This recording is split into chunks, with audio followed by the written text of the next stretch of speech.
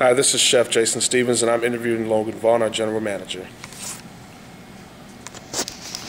All right, Logan, we're going to go through your interview questions. In simple terms, what did your life look like before you worked here? Watch your fingers right there. Is it catching in the lens? No, it's not.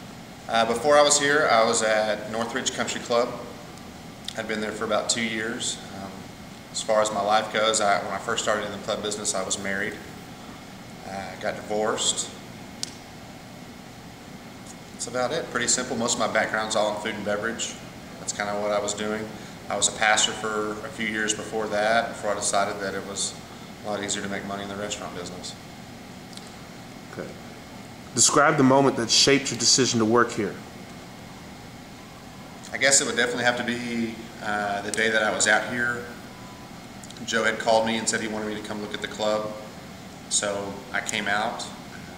I thought it was gorgeous. Me and Billy went out on the course and played golf, and Joe and the guy that was interim here at the time, he came out, said he wanted to talk to me about coming out here and being the general manager, and I just,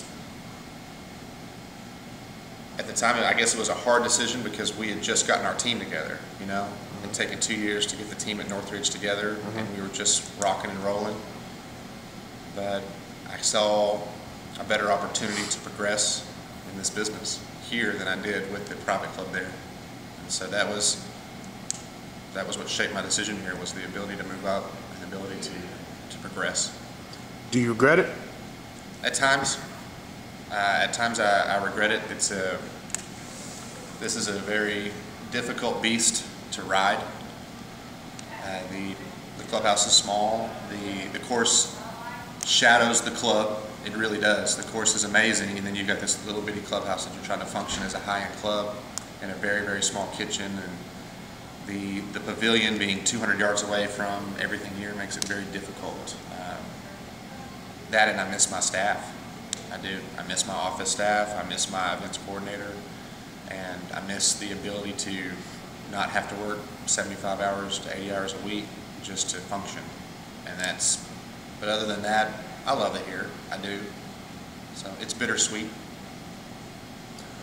What was your biggest fear before starting this job? The hours. I knew, again, it was kind of like when I opened my first restaurant. I knew instantly that this was going to be my life. And I have a girlfriend who has a little baby girl, and they moved up here with me, and I knew that it was going to be difficult on her because she does not know that kind of work habit. A guy that leaves before the sun comes up and comes home late at night, 6 to 7 days a week. And that was my biggest fear. It was not so much the ability to get this place financially where I wanted it to be, but what it was going to take, a personal toll on my home life again, and getting back into that again with another girl. What have you learned from working here?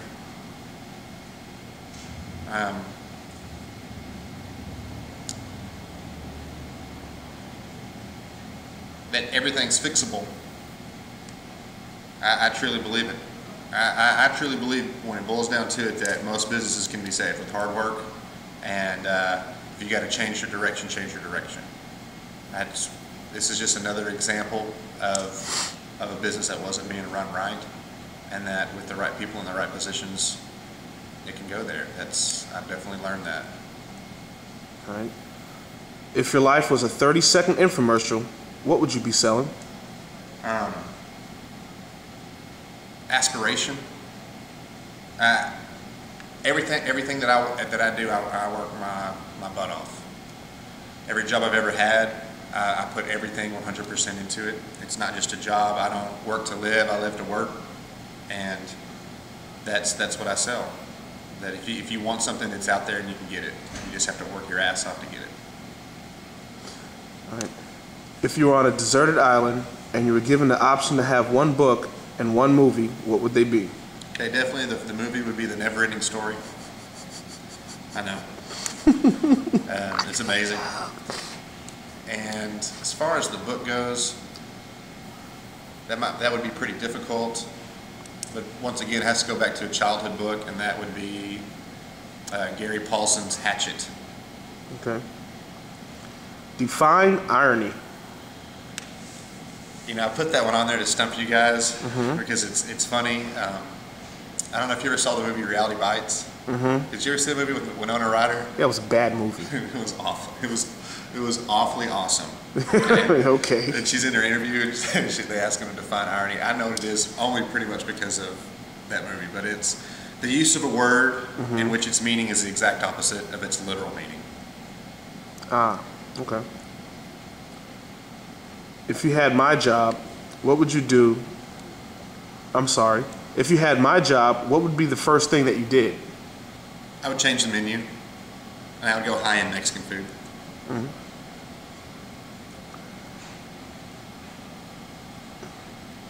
If you were Michael J. Fox in Back to the Future, what would you have done in 1955? I would have banged his mom. She was hot. Okay. No, I don't.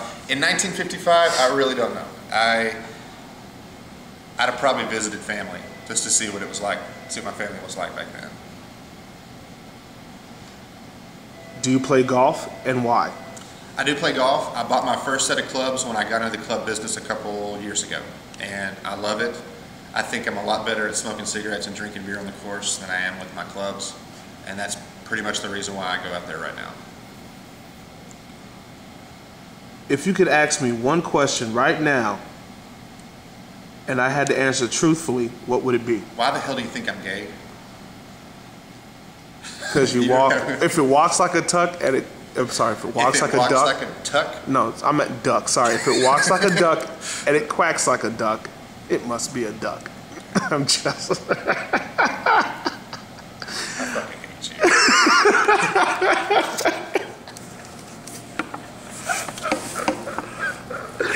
Oh God.